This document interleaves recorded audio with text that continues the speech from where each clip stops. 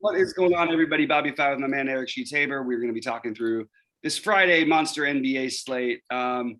It's really interesting. It's a slate that I definitely am excited to play because there's some big tournaments, but we've got for those that like you haven't caught up yet, but by the time you see this game you literally could be canceled, but it's going to be a Utah Toronto. Maybe I'm bearing the lead. I had a really good night last night. I guess I should probably start with that. I won the box out, had two entries, and it was an $88, and I won the 10K for first, which was nice. And then I had the nice run in the finished 10th in the 600, which would have, I always say, oh, well, if I wish I would have left that lineup in the box out. But the truth was, I liked Fournier yesterday. By the end of the day, I had him 30%. It would have taken three lineups in that tournament to where I would have gotten to Fournier. So I wasn't going to have him in that one. So a really good night for me, I think a little over almost 14K profit. So that's always good. Sheets, it sounds like you did pretty well. You were right behind me in that 600. And what do you think of all the weirdness? Yeah, I cashed in that one. I cashed in the single entry. I made money in the lottery. I got like sixth or something in the hockey single entry. Ooh. I had a good day. And as I mentioned, we kind of whined a little bit yesterday about how we were kind of struggling for a couple of days. And while a couple of days isn't a long time, the NBA gods, maybe they listen to the whining. As long as the whining doesn't turn into begging, the NBA gods can listen a little bit. Like if you said, could you please get my guy? No, that's not going to work. But also just a little bit, I think it's okay. But also we weren't blaming bad luck. You know what I mean? That's right. I was blaming if there's one thing I've learned so far this recent NBA season. It's really I've got to trust my instincts a little bit more to the extent than I do, and it's probably something I've known. I've known for a long time. But the Fournier thing was an example yesterday when the guy sort of said it in the chat, and I sort of was like, you know what, it's like, and then I started looking more and more into it. Are they really not going to play him? And he's only 30-point games of the year against the Celtics. He's got 3 of them now in the season, all against Celtics. Yeah, he doesn't have to make 9 or 10 threes. I mean, he shot his lights out. But still, there is something to that. And the same thing with Lance Stevenson the night before could have made me a fortune had I put that in the big buy-ins. I want to stick with some of these plays that I feel like might seem too thin if my instinct and everything I know about basketball is telling me to go with it. Listen, I'm gonna repeat what I said. Okay, about other sites or whatever is talking about narratives. All right, here's the reality. The reality is, yes, you cannot quantify the amount that something narrative based will affect someone's projected performance. Okay, so yes, you cannot, quantify how much a projection can change if you feel a narrative would help. But just because you can't quantify it, that does not mean there is no effect. Yeah, that's really important. Like sometimes, like let's say like a car comes blasting by you on the road, it's going to zillion miles or whatever it is. And like, oh my God, the guy was going freaking really fast. Well, how fast was he going? I'm like, I don't know. Well, then how can you prove he's going fast? I don't know. I just know that he's going faster than he should be. You know, and just because we get into this, and listen, coming from a very analytical numbers-based guy, I mean, I can tell you though that these things, just because you can't quantify them, does not mean that it doesn't matter. It doesn't mean it does, but it doesn't mean that it doesn't. So when I hear all these other companies, oh, anybody playing Lance Stevenson going to Indiana? Oh, we got that narrative-based thing. Feel free to play it. Okay, everybody just feel free to let them be 0.5% on. It's fine by me. Right. And I will be more than happy to take a chance that maybe, I don't know, like poker, okay? So like someone's been like raising a bunch of times, okay? And then they go ahead and they just shove all in. And you look at them, you don't know exactly how loose they are, but you instinctively know they're freaking loose. You know what I mean? That doesn't mean, well, just because I don't know exactly their range, I'm not allowed to adjust mine to accord. You know what I mean? Like it's just dumb. So look, when we go through this stuff, we're not idiots. Okay, honestly. And all we're trying to do is help you win. So we're not throwing stories out there for the sake of throwing out stories. But anyway, the one lesson I want to emphasize from last night's proceedings is that, and we talk about this a lot, and more so recently, you don't need much, okay, to turn a chalky lineup into a winning one, okay? And that's what we do. We try to do. We don't try to say, okay, let's play 9 guys that are getting no playing time, okay? You could play 5 or 6 really good plays that are going to get owned, and just 2 or 3 little hoodoos to, offset them. and that's just enough to win some of these tournaments. Absolutely. Or you could do the other thing where you could take all of the guys who are going to be somewhat owned, the 10% to 20% range. If you play 9 guys that are 10 to 20% owned, you're probably going to be differentiating, or 8 guys in DraftKings case. You're going to be differentiating from almost everybody most of the time, unless you're playing in the specific lottery. And that is all you need. I mean, last night in the 600, there's a bunch of different plays. I could have made 2v2s and I could complain about that. And it would cost, I could have won 100K. No, I liked what my strategy was. I said it on air. I'm going to play Steven Adams with Herbert Jones and Jalen Smith, because that particular 3-man combination, they're all projected at the time around 10%. Jalen Smith ended up at 22%. Herbert Jones ended at 13. Steven Adams ended up at 4. And that combination was really valuable because it allowed me to plug in the exact pieces I want in every other spot. And that exact combination was not going to be duplicated. And those guys also happened. They didn't go nuts. They just all had, well, Jalen Smith kind of did. The rest of them just had really solid, good games, and they were better than anyone else their price. That was basically. And we did go one go, but we both got on. We both got on Herbert Jones. That was an actual play that we got on. That was the low owned one that we were definitely right on, and I felt really good about. I mean, I basically was splitting up Jalen Smith and Cam Johnson, so it was really like I was going crazy down the stretch because I was going to come in second in that one, but every time I would go, it was going to cost the same amount of money. Then I'd go up to 6th though in the 600. Well, that's what I did. I was chasing your Jalen Smith with my Cam Johnson. That's what. Right. But I had Cam Johnson in the one that I won. Which is the other one. So I needed, and Jalen Smith with the guy who we were back and forth, like with a point, and it just was going back and forth. It was really tricky to figure out. Anyway, let's get to today's slate because it's a monster one, big tournaments out there. I'm very excited about this, but I do feel like this Utah game, just don't be surprised if it's canceled. We should know early. They're being strict in Canada. Obviously no fans there anymore. Was that right? Yeah. I watched that last game. There was no fans.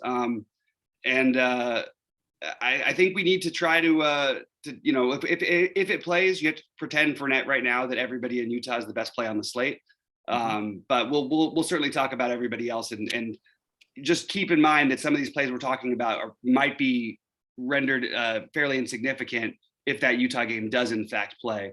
And I still think it might, because Utah has a lot of bodies. They keep a lot of depth, and there should be 3. If you're gonna play today, you're gonna play 3 or 4 Utah players on my guess is a lot of your lineups, even on a big slate. But let's start off with San Antonio. Let's pull up your screen and start off with San Antonio and Philly. All right, let me just get my screen up there first. God, I'm always in such a better mood the morning after having a good day. When really? It's not even the having a bad day sucks. It's the when Lance Stevenson and Josh Jackson on a slate go off and they talk about both of them, and I don't play them enough at the right places. Then I'm just going, wow, come on, Bobby, get it together. All right, so San Antonio, Philadelphia. This game is basic. I mean, what are we looking at here? Like, is it? I mean, the early projections have. Look, Bryn Forbes. I need to see the starting lineups because let me take a look at the starting lineups page because I don't know what happened. I know we have no Vassell, but so Bryn Forbes is going to show up as a value play. Lonnie Walker is going to show up as a value play if he plays.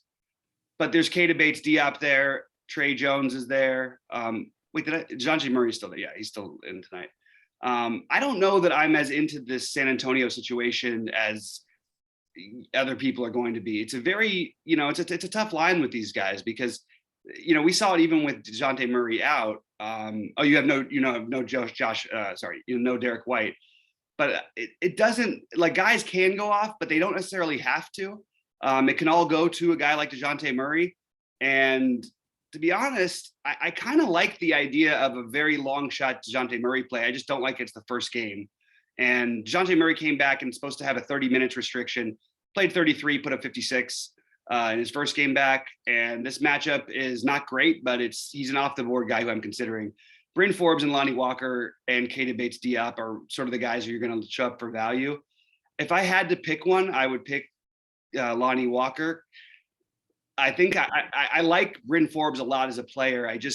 You're asking for a lot of efficiency and not a guy who's really trigger happy. Then the problem is, though, a guy who is trigger happy like Lonnie Walker gets pulled for being trigger happy with Pop if he's not hitting shots. So it's for me right now, I guess it would be one of those guys, and Podol is my only interest on the San Antonio side. On the Philadelphia side, the guy who's never going to get played, regardless of what any ownership tells you, and I'm just going to say, while these other guys are out, we should certainly at least be considering him, is Seth Curry. He put up 50 in the last game. He's got a ceiling. He does a lot more of the ball handling with the other guys out. I don't think I'm going to end up on it, but I'm just throwing out these names. So I guess this is my long way of saying that Embiid, Curry, then Harris are my rankings for the Philadelphia, and then I have Walker and Forbes with maybe a long shot DeJounte Green. But that's pretty much all I got for this game. Joel Embiid is a really strong player, as he always is. There are a lot of strong spend ups today, though. Yep. So we're gonna get to a bunch of them. And I currently actually having Embiid getting pretty healthy ownership to start off with, at least. I mean, this is early. I'm like 17-18% right now. I mean, that's not through the roof or anything like that, but it's definitely, you know, there are other probably spend ups that are equally good that might be lower owned, but we'll get to that. I guess I'll start with Philly. I guess I kind of agree with you that after Embiid, it's just Harris and Curry, and I don't think either of them are particularly great. San Antonio, yeah, you have Bryn Forbes showing up as a value play. You literally mentioned them all. So Forbes, Lonnie Walker, Trey Jones, I think all look pretty good because with Derek White out. But again, just always be careful with guys like Bryn Forbes, just because they're so shooting dependent. I mean, if they end up really chalky. And you know, likewise, you have Trey Jones and Lonnie Walker. You have all these guys who are maybe competing for shots, maybe. I don't know. I don't really like DeJounte Murray, only because, again, I just feel as though you pay just a few, maybe like 500 more, you get just much better guys. I don't know. So I definitely feel I see that Bryn Forbes is showing up as probably one of the top values, but just kind of be careful with that one. And the other one is showing up, I'm probably just not going to play him, is the backup center, Jock Landale. Yeah, on the small slate, that would be a play that I would definitely be interested in, because of I mean, I think Podol is going to end up in foul trouble. I don't think it's even really that much of a question. And there's an outside chance that because if Embiid is just destroying Podol, they'll give Londale minutes. So like there could be a 5 in Londale's night, and there could be a 30. But I don't think we need to get into that on this slate. I do agree, though, that that's the kind of thing that I look. By the way, another thing that's going to mess up, I forgot to mention this about the Spurs thing before everybody gets excited. Josh Primo is a guy they took this year. Yeah. A lot of people are really high on. He gets in. And if he gets going and they're playing well with him on the court, he might play 30 minutes and he might play 8 minutes. Like, it depends on how it's with Pop especially. And because it's the first game, I think we should try not to play as much of the speculation game as we can. So I would like to try to avoid as much of this as possible. I do want to mention, though, that if I was going to consider something, because of the need for size, because he's actually been really good lately, and even in limited shots, even foul trouble games, Podol just always gets there, or not always gets there, but he's been getting there, 29 or more in 5 straight games, 40 a couple times. Probably not the right slate for it, but I don't think he's the wrong play. It's just I don't want to play these early games with the late news. It's so important to get that late news these days, and even if that late news is just off in a starting lineup, that can change your entire slate. I will say this: I don't know if there's showdowns in this game, but that Primo guy is someone I would play for openers. I might actually play Primo in the main slate. You'll have plenty of chances to over the next 10 years. I assure you, he's got the fire and ice kind of a game that's going to be perfect for our DFS kind of love, And I mean, and these other guys, that's what I'm saying. He'll try different things, Pop. And like you said, if someone's playing well, like I saw this guy get in for a little bit, this Joe Weiskamp even got in for like 10, 15 minutes or something like that. So whoever's shooting well or playing well, I mean, he'll probably give a shot to, even with that profile there. Yeah. So I again, it's an early game. With that said, I mean, you usually want to avoid the early games, but some of these guys are okay. I wouldn't rush to play any of these guys from San Antonio, honestly. Right. I want to play Embiid, but even Embiid, I mean, he's got competition. This is a tough game to commit to.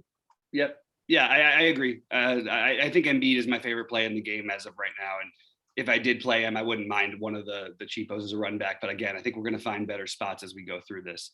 So let's talk about Milwaukee and Brooklyn. What do you have in this game in terms of priorities? Because I think they've gone a little, I mean, because of Kyrie being back, they should have kind of predicted it for this game, but we did get a pretty significant discount on Harden and Durant in a game that really should matter to them. The team that beat them in the conference finals and cost them the title last year, because they were going to walk away against Phoenix in that title game. Well, maybe not, but I think they would have a good chance to beat Phoenix anyway. This is a game that I think is actually worth potentially considering maybe some sort of a stack, and Giannis is in play. But who do you like in this one? Isn't Giannis like a lock? I mean, I don't know. I really didn't look too much at the slate before we did this. I ran my projections, I looked at whatever, and I see Harden, like you said, against the team that's like got all their players back or whatever. Actually, Irving is out. But nonetheless, I mean, I don't know. I got Lance Stevenson to put up 40 points against Brooklyn. Can I get Giannis to throw up 100? I don't know.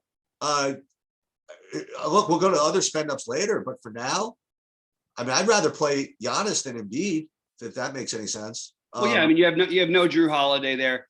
I actually think that there's a it's a weird thing to say this, but I watched the postseason last year too, and they ran a lot for Middleton, and they had trouble with Middleton in this series, and they, just he'll have the better matchup than Giannis. They're going to get KD combined with Bembry double teamed all the time. But I agree with you about Giannis that he does stand out, but I don't think he's going to be crazy high owned. And this is what you're going to find a lot today. There's a lot of spend ups with other spend ups you can play in the same game that sort of at least give you that, you know what I mean? Maybe you have that little bit higher ceiling because the game stays close. You get the usage from those guys down the stretch. High scoring game like this.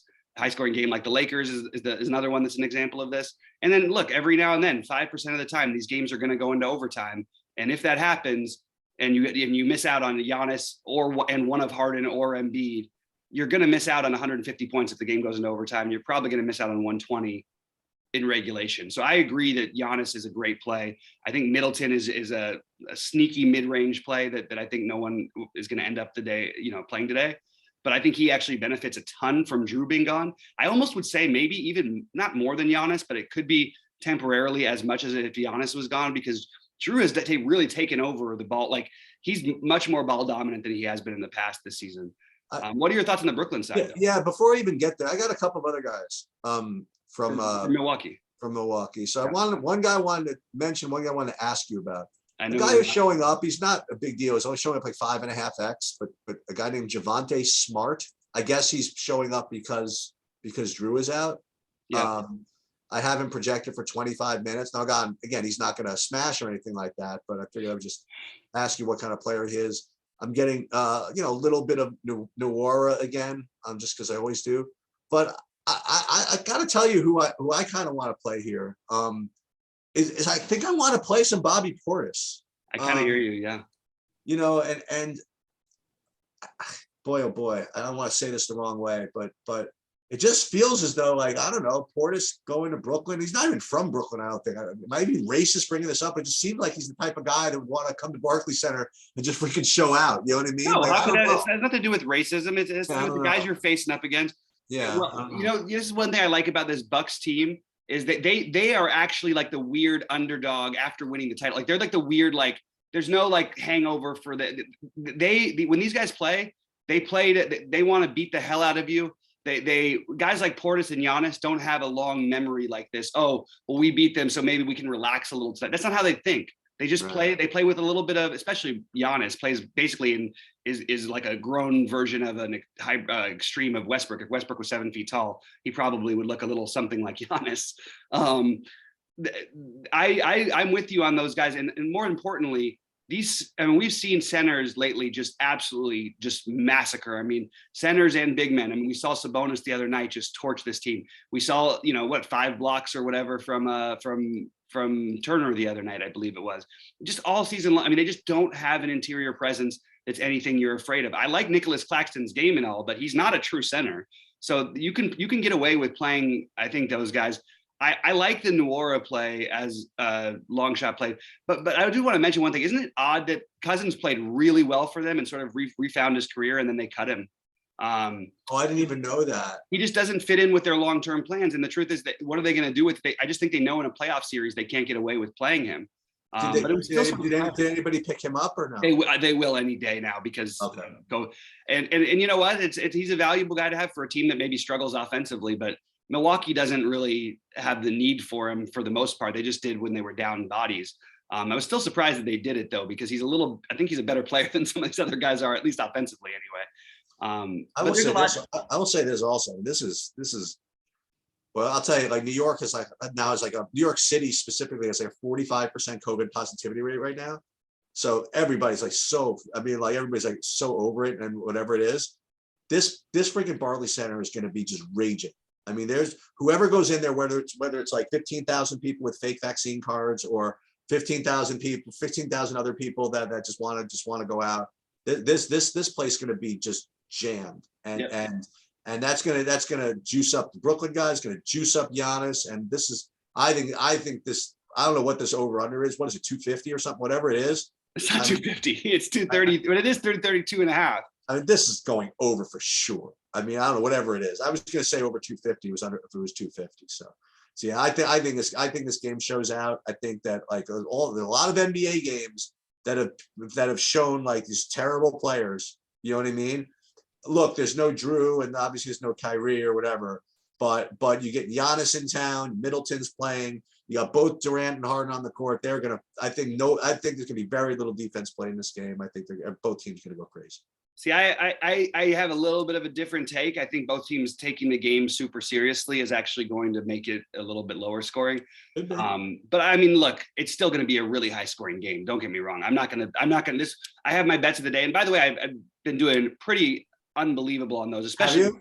The straight NBA bets, the line bets, the over-unders I've been doing really well. And then I've been doing incredibly well at the player props, like just really, really, but the NBA straight bets, I mean, Sheets, it's not a real number. I mean, it's crazy because it should never happen for a full season. And I'm not making all these bets, but I'm at like 77%, I think. Well, it would be nice if there was a place where you could just like record those and see based on certain sample sizes how you actually do. And if there was some proprietary way to actually measure what kind of edge you might have given your sample size and your predilection. Yeah. So maybe one day we'll talk about a site like that. Well, one day we have it. For those that's an inside joke, we have another site we're working on that's doing basically just that, analyzing bets and trades, telling you as giving suggestions. But anyway, I do want to say that I don't expect, no matter how good I ever could be at this, nobody's ever going to be near 80% on a large volume for bets. But I do think I can get in the 60s consistently, and we've done really in the player props. I think maybe there's an edge with the COVID situation because I can speculate on other guys and how they'll step up. But anyway, the long and short of this, I think you want to play at least a good portion of your lineups with Harden, Durant, Giannis combo, not all three together. Although, by the way, you could play all three together, and I don't think there's anything wrong with that because of if the Utah value does hold up. I know it sounds crazy to play those three guys together, but you could, I mean, if you get 210 out of them, and then you've got, 5 role players who can all get you 30 fantasy points because of the value we have, that's 360 points. And that's not even counting like the upside of those other guys. It's not probably the ideal optimal way to play. I would lean Harden over Durant today. I would lean Durant over. It's a tough one. I want to lean Harden. I want to lean Durant over Harden because I think Durant will try to take this game over offensively and prove he's the best and all that stuff. But I also think that Harden has so many routes to get there, and without Drew Holiday on the court, Harden has a much easier path than Giannis going through Durant going through Giannis. I have them almost exactly the same. Yeah. So just so you know, if you see on my screen, I mean, if you do play all three of them, then you have 3,500 left per player. So it's rough. But it's doable today if the Jazz play. You could do it. If the Jazz play, and we'll get into that game right now. So this is why it's doable. It's doable because of Hassan Whiteside. I wouldn't do it though. I don't think I would do it either because I think you are giving something up. However, there's going to be a couple hundred fantasy points minimum put up by the team, right? So if you just look at the Jazz and you take Trent Forrest, let's say you play Trent Forrest, Rudy Gay, Hassan Whiteside, and maybe you get thin with one other Jared Butler or one other minimum from another game. Maybe you do play Bryn Forbes. All of those guys can get 30 plus in the same games. Yep. So if you get that from all of them, then all of a sudden you're well on your way to the 350, 360, 370 range if you get what you want out of the Milwaukee Brooklyn. So it is a viable route. It's probably not the ideal route. I think you want to pick one of Harden or Durant, but I don't think it's I do think it's doable. So talk about the Utah Toronto situation, how you have these guys ranked, because I think it's interesting. I think you're going to get different information from different sites because there's a lot of speculation right now. Yeah, I'm lazy. I was just gonna say I just have no idea. But right now, I have them. Some guys don't even have projection for yet. So for me, it's like Rudy. I'm just kind of being obvious, like Rudy Gay, Jordan Clarkson. The next guy I have is Trent Forrest, and then Royce O'Neal. And I was just waiting to see about some of these other guys. I just know that by 6 o'clock I was going to have like a better idea. So I not that I was lazy, I just didn't want to just overwork myself. But right now it goes Gay, Clarkson, Forrest, O'Neal, Pascal, Azgabuki. I'm presuming Hassan Whiteside's out. So what do I know? I'm going to guess that if they play the game that he's probably going to be in, but I'm not 100% sure on that. So then he becomes a star player too. And then then there's the Jared Butler you mentioned is the last guy. Yeah, so I'm going Clarkson, Gay. Clarkson is number one for me. It's just, I mean, talk about creating offense. It's got to be him, number one. Clarkson, Gay, Whiteside as it currently stands. I do think Whiteside will outscore Gay more often, but Gay is more of a sure thing to put up, 28 fantasy points or more. Whiteside can always do some weird things, and I don't know, he can get in foul trouble, he can get ejected, he can do a lot of weird things that guy does, and sometimes he plays himself off the court. I would go, my next one would be Royce O'Neal for safety, but it could end up being Trent Forrest. It could end up being Jared Butler, and it could end up being Eric Pascal. This is what I mean. There's a lot of bodies that even if Whiteside doesn't play, Azubuike can play. You've got Fitz in there. You've got Hughes who can play minutes. They've actually got like a full roster of guys. It's not like they only have, 8 players or something like that. They've got they have 9. But you're gonna have to play some of this, and I would rank it Clarkson, Gay, Whiteside until we have. What's the spread here? Like 100? It's 11. And I would bet that Utah has not been an 11-point underdog in any game in about 10 years, maybe more. Because they haven't. I mean, this is not Utah. You know what I mean? Right. It's a different thing. It's just the name. That's just the names on the jerseys. But I'm telling you, winning is infectious. Teams that win tend to keep winning. We saw it the other, look, last night, the Warriors are missing not only their 3 best players, but like 4 other role players. And they almost beat the Pelicans in New Orleans. You know what I mean? So I wouldn't count Utah out of keeping this game competitive. But I have nothing on Toronto today, actually. I would love to have something on Toronto. My best thing would be Siakam. And I think he is a viable spend up because of the slate. And I think that you could go in Anunoby also, but I just think we're probably forcing plays to try to create a run back. And Siakam would be the guy I'd most want to do that with. He's really shown a little bit of that ceiling lately. And they just cannot. I mean, I love Rudy Gay and everything, but there is no matchup here. And I just want to point out that Siakam has been over 50 fantasy points 4 out of the last 5 games. He put up 67 in one game, 55 in his last one out against Milwaukee. If you don't have anybody to guard him, he can be a problem. So I actually think Siakam is viable, but and Anunoby's price is nice, but I think that it's going to end with Siakam for me. All right, Washington, Chicago. Start it off. Did you know Chicago's in first place? Yes, I did. I didn't know that. So weirdly, I guess I don't have much. I heard Spencer Dinwiddie's name mentioned actually in a business call, like just before we get on here, which is actually interesting. What? Anyway, it's called Spencer Dinwiddie come up in. Well, someone's doing a deal involving with the NBA involving possible NFT stuff, and Dinwiddie's like really into that kind of stuff. So okay. Side note: remind me to talk to you about NFTs sometimes. Yeah. Because I would love to get your take on some things. But go ahead, Sheets. Okay, so Chicago. So I don't really have much on the Washington side. Chicago. Just too much balance for me, man. I don't know. I have nothing over there also. Am I crazy to think that Montrezl Harrell might get normal minutes back? And well, that's the only thing. Yeah. So I have Harrell as a play. I don't know how else to put it. Well, if he's going to start, then you have to play him. He doesn't ever start. Oh, if he has no restrictions, then you have to play. Okay. Yeah, because but the only thing is Gafford's been really good, but the Washington themselves have not been good. So if that 22 minutes turns into if Montrezl Harrell plays 20, he's going to get more than a fantasy point per minute almost every time he plays, and there's upside on that. So he could put in a 35 type of game, even in not the ideal matchup. But I do like this spot for him as a long shot play. I don't think we can play anybody comfortably on Chicago. The closest thing would probably. I mean, look, one of DeRozan, Levine, or Vooch always seem to put up 50. Tonight, I like the matchup for Vooch. I like that DeRozan has been persistent, and I like that Levine can get hot. I just think that if you end up in one of those spots, you're going to have an off-the-board GPP play if you have a really chalky lineup. That's the only way I would use those guys. Okay. How about Dallas, Houston? Yeah, so we have what's his name? We have Brunson as a play today. I presume Luka's out, right? Is that why? Yeah, he's out. Luka's out and Porzingis is out.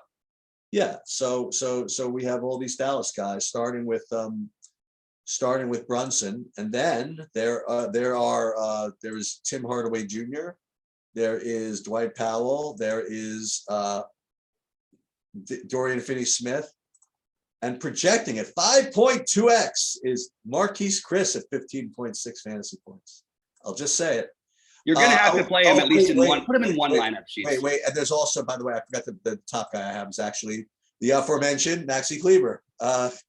So it's Kleber. For me, it's in order. Kleber, Brunson, Hardaway, Powell, Smith, and then all the way down to Marquise Chris. But they have to all be in play with every other bit of usage out. Houston, Christian Wood again is a good play. And that's pretty much all I have from them. Yeah, this is going to be a tough one because it's a great matchup.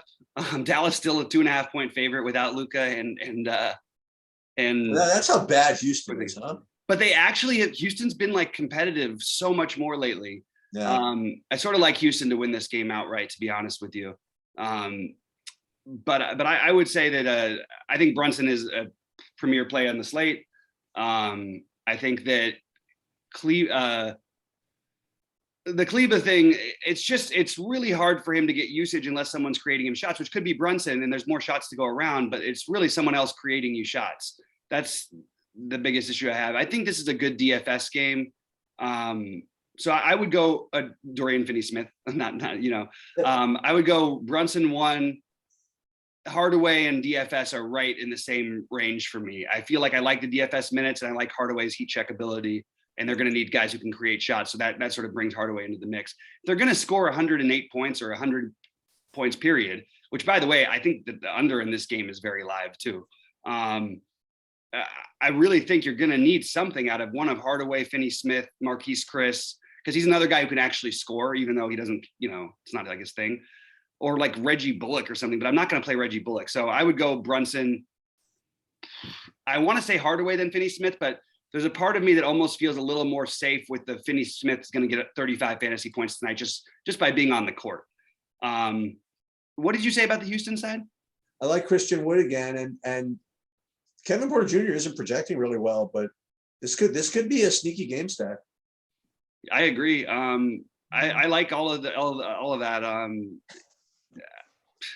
Wood is a good play, but it feels weird. Kevin Porter Jr., even though he hit the game winner right the other night, he had 36 fantasy points and he was 3 for 13 from the field. Stuff like that really gets me excited. He also has a very high assist rate, and his usage rate was I think again really, really solid, 24%. Not as high as it has been at times, but he, and I'm sure he had 4 steals. But I do think that he's in play. I would lean Wood, especially against this front line, Wood or KPJ. And then if you wanted to get frisky and really did want to make it into a game stack, I don't mind if you want to play Eric Gordon or Deshaun Tate, or even the Jalen Green, who occasionally is going to get hot and make 6 or 7 threes in the game. But they do have a lot of bodies. That's all I'd say is Armani Brooks is coming back. It's not quite as great a situation. It's just, will they give Wood the minutes, and will Wood not get in foul trouble or do something stupid? Like Wood reminds me mentally of like a young Dwight Howard, and he plays a little bit like a Drummond where he puts up numbers, but he does so many mistakes that he ends up getting pulled from games. I do think Wood is the priority, but Wood or KPJ I think are both very interesting to run back with potentially Brunson and THJ or DFS or all three of those guys. Yep. All right, let's talk about Minnesota and OKC. Sheets, what do you got for this game? All right. Hold on. Let me scroll down to Minnesota for a minute. Okay, so I don't really have all that much actually. Nobody's really projecting all that great. The closest thing I even have to a kind of a playable value would be Jared Vanderbilt, and that's just barely. I actually have basically a full pass on Minnesota. For OKC, I think it's very similar. I have only Jeremiah Robinson Earl as even remotely playable. I don't know. Am I missing something from this game? The only thing I'd say is that I think that we need to treat what Josh Giddey's doing as a very real thing. This guy, I really think that you could have a good argument. Everybody's like, oh, it's Shea and all this. And Shea is great. No question about it. But like, I'm not sure who I would take between these two guys if you had me starting a team right now. I mean, Giddey's a lot younger. He's 20, what is he, 19, 20 years old? And just sort of has that kind of game where you could see him like just being a triple-double machine. And if he gets his shot down, man, he's going to be special. But like, I mean, it's a good game environment, but I'm not finding myself with Shea or Josh Giddey. And I could see both of those guys getting to 50 fantasy points. That's the only reason I mentioned them. I also think that on large slate tournaments, I know he hasn't been great test lately, but there's always a massive ceiling. He's been fine, but there's always a massive ceiling for Anthony Edwards, regardless of who's in. And the only thing that's strange to me is that no one will play Cat today. And who the hell is going to guard Cat? Like, maybe he's a guy we can use to get off of some of the other spend ups. So I would say actually Cat's a pretty good play. That's where I'm at. Cat's probably my favorite, and the other ones are all large field tournament plays for me. Sacramento, Denver. Jokic is a really, really strong spend up. He's one of those 4 or 5 spend ups that I think are all strong. I think he's going to get owned. By the way, to comment on something I forgot to mention, I actually think that the Giannis is going to be pretty chalky. I have Giannis right now at 25%. I have Jokic at 25%. I think both those guys are going to be pretty chalky. Whether you consider that chalky or not is for discussion, but I think both of them are going to get like 25%. Well, I don't know about that, but I think that's what they're projecting right now at least. Jokic, I think is a really good play. I don't like anything else in Denver. Sacramento, it's the same thing. Like nobody really projects to be that great a value in and of themselves. But if you want to maybe stack it a little bit, you could play like Fox. You could play maybe a Buddy Hield or a Halliburton or something like that. I don't know. For me, it's probably just going to be Jokic though from this game. Yeah, I like Jokic. Obviously, this is a spot where he should just crush. I do think this is a good game environment for Will Barton. Okay. And it's sort of like a play that's going to be off the board because he's going to put up like 30 to 45. It's not maybe going to win you a tournament, but there's an occasional 50 that could be in there. When you get him against a team that doesn't play defense, that plays at a fast pace, he's always a little bit interesting to me. And I like the idea of running it back with a De'Aaron Fox. Again, no one will play Buddy Hield, and when no one plays Buddy Hield, I think that I'm just always going to have interest because he can make 7 threes, 8 threes, 9 threes, 10 threes in a game. That's not out of the realm of possibility. He's one of the rare high volume catch and shoot 3 guys who literally who's one of the best shooters in the NBA. And if you're just playing the 3-point game, I wouldn't play him on FanDuel because of this. But I do think that Fox and Hield could be interesting. And I actually don't mind Halliburton either. I think this is a good game environment and I want to attack it. So I like the Jokic or Barton. I wouldn't play them together. And then on the other side, I would consider a Fox Hield or a Halliburton Hield or just one of the Halliburton Fox. That's the way I would treat this game. It is interesting that Damian Jones will be unowned, and they're not going to put Bagley. They probably will use a little more Tristan Thompson and Alex Len tonight, is my guess, because size-wise, Damian Jones is I don't know how that's going to work. And he's interesting though at 4K just because of the price, but I don't think I'm going to end up doing it. I almost don't even want to comment on the Atlanta side of the Laker game until we have any idea what's going on with Trae Young. Trae's going to play. Oh, that easy, huh? Okay. That's my guess. Okay. Just a, If Trey plays, I'm going to play him. I think that'll be my first take then, without even looking at numbers. I don't even have him in the projections right now. If he doesn't play, then we got to go back to the same guys, right? We go back to Herter and Delon Wright and Reddish. Reddish seems pretty, I don't want to say cheap, but underprojected, I guess. I don't know. I kind of like that. Well, Collins and Bogdanovich might be back as well. Oh, okay. Bogdanovich in his last game before he went out like 42 freaking minutes. Yeah, so this is unfortunately a game that you're just gonna have to watch the injury report. And fortunately or unfortunately, it's a late game. So you could wait, but you can't wait on the Utah. If Utah plays, you have to play those guys. But if Utah doesn't play, then you might maybe wait and see what happens in the Atlanta game, as far as injuries go. And on the Lakers side, I'll tell you who's looking a little underprojected, at least for me, is Mr. James. I don't know why they're only projecting him for like 51 fantasy points or something like that. Atlanta's the worst. I don't know. And he's been carrying the freaking load for weeks now, LeBron. 10% owners, none of this can be right. But if it is, sounds good to me. I'll take a shot. And that's about it for the Lakers. Yeah. I really would like to get some what? No, I thought I think you hesitated on LeBron. Yeah. No. I'm going to start with Atlanta. I really I understand, like, you have to treat some of these games a little differently and pay prices that really do go for guys' ceilings. It's just the Laker guards.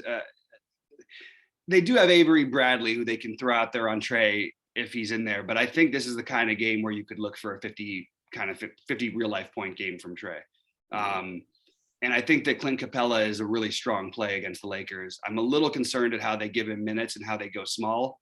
But yeah, if everybody's back, I probably won't do anything. But if Collins and Bogdanovich are out again, or Collins or Bogdanovich, I think Trey will become a guy who I really want to use. And I want to run him back with LeBron. But I actually think that, again, I say this every now and then, and there are certain matchups that are good for Westbrook. They don't always get there, but Westbrook is viable maybe more than he has been lately. He's been really, really struggling. LeBron's sort of been carrying the load, but he's played better basketball. He just hasn't been making shots. Anyway, I do think LeBron, and it might be a reach, but Malik Monk or Carmelo, it's just a really bad defense that I kind of want to attack. Probably too thin on this slate, but they all have crossed my mind today. And the only problem with those guys is they're going to have Avery Bradley out there for a ton of minutes if Trey does play to guard him. And if Trey doesn't, like you said, it's going to be all these other guys, including Cam Reddish will be one of them. DeLon Wright possibly. Really have to see who's in and who's out. But we'll probably hear more about it throughout the day. So hopefully have more for you guys at 6 on that one. All right, Cleveland, Portland, same cats. Nasir Little, Anthony Simons, not necessarily in that order, and 6,200. Okay, so here's my case against Anthony Simons. Okay, besides the fact he's up to 6,200, if you want one. I was watching that game, as you know. I had a pretty good sweat going with the box out, so I was watching the Anthony Simons. I saw him in the first half not do anything. The third quarter just explode into the fourth. The thing about Anthony Simons, and maybe this is just the case based on his personality, or because Dame's a different type of leader, obviously than Simons is on the court, is I did find that when the ball left Simons' hands, it didn't get back to him very often. Guys like Powell and even Nurkic and the other guys would really just look for theirs once they got that one pass. And Simons didn't feel particularly interested in trying to create. Like, he would come up and, he would pull up for a long three, you know what I mean, from time to time. But he would really just kind of be way out past the 3-point arc and pass the ball to initiate. And there were some times where he made shots and just kind of things came to him. But once he got rid of the ball, those other guys were pretty selfish. They really just kind of look for their own. So it's possible that 6,200 might be the price where that type of thing would kind of restrict me from playing him. So That's my not anti-Simons. That's my not have to play Simons take. But I do think that Nasir Little, even though he didn't, whatever his last game, I still think at 4,800 with those guys out, I think he still rates to be extremely strong. Now with Cleveland, boy, it looks as though I am off of everything on Cleveland. So what do you got here? Yeah, I agree. Well, I agree with the idea of it. I still think I'll take a shot on Simons. And by the way, it's probably worth noting that he's shooting lights out right now from three, and that's helping his fantasy production quite a bit. That doesn't need to be the case. I do think one of Simons or Little for me are definitely going to be strongly in play. It's going to be interesting though, because with a team that plays so big in on the other side, I'm just curious how they're going to sort of figure it out. And I don't know. Are they going to play more Covington at the 4? Because you see Nance is out. Yeah, I know Covington is. I'm just trying to decide whether it just feels like, so maybe I'd include Covington in there. Covington. He just does nothing. It's hard, but I mean it's also he can get he can get 30 for you. Yeah. I don't know. It may be a little thin. And I don't think I'm gonna do the Norman Powell thing, but this might be the time it bites me. On the Cleveland side, so Kevin Love going back to Portland has always been a thing. He's an Oregon kid. I don't understand the early projections liking him as much as they do, but that he's not going to be owned by the end of the day, I promise you. And I think Kevin Love, look, it's not the most exciting play in the world, but he could. This feels like a spot where 50 definitely seems like it's a possibility. Other than that, taking another shot on Lamar Stevens, probably not on this slate. Jared Allen, I love, but is getting a little at that price, and with their healthiness, just everybody else is sort of a stay away. It feels like, but maybe this is a spot you could even make the same argument for Mobley that I made for Love, that maybe he can get this could be a 50 game for him. This is a great matchup. Like Portland plays no defense, and all of these guys should be like get a little boost, but I don't really know which one of them I actually really want. What is interesting about this is what do they do with Rondo? No one's going to talk about this play at all, and I don't think they're going to just plug him in the starting lineup or something. Maybe we'll have to wait a couple games to see, but there is a chance that they do that, and then Rondo could easily score 30 against this type of team if they let him have, because Garland, they want to play off ball most of the time anyway. So I kind of think that there's an outside chance that if you had a late 3,300 spot, there's not really another guy to compare him with. But if you had some late pivot ability that Rondo starting could end up being a valuable play. I just don't think they're going to start him off like that, but it's possible they do. Yeah. So, and I that's pretty much all I got for this one. It's going to be a weird slate. We're going to hear about a ton of information as the day sort of rolls on. Yeah, that's pretty much what I got. And then I can go through my priorities, like Giannis, Durant, or Harden. The whole Utah situation, we need to figure out what's going to happen there. Obviously, if they play that game, but Clarkson, Gay, Whiteside being the top ones, Brunson being a priority, one of Tim Hardaway Jr. or Dorian Finney-Smith, one of Wood or Kevin Porter Jr., Jokic, Little, Simons, or Covington. Probably am not going to play more than one of those guys. Probably going to be Little or Simons.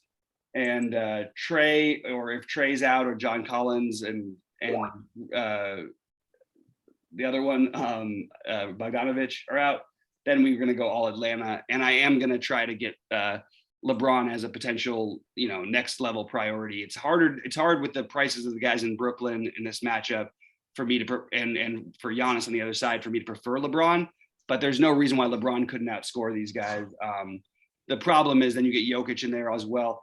And maybe the thing to do to get a little different, it would be if you got a chalkier build, maybe try to get Cat into the lineup instead of some of these other spend ups, because Towns has a similar ceiling to these guys, and we see it all the time, right? There's guys who are, Fournier was 4,400, he scored 62 fantasy points. Even if these guys, all the high end guys, get to the 60s and 70s, there are other guys who can get there, and Cat is definitely one of those guys. He's 9,900. He's not the 12K that some of these other guys are. So that's what I've got right now.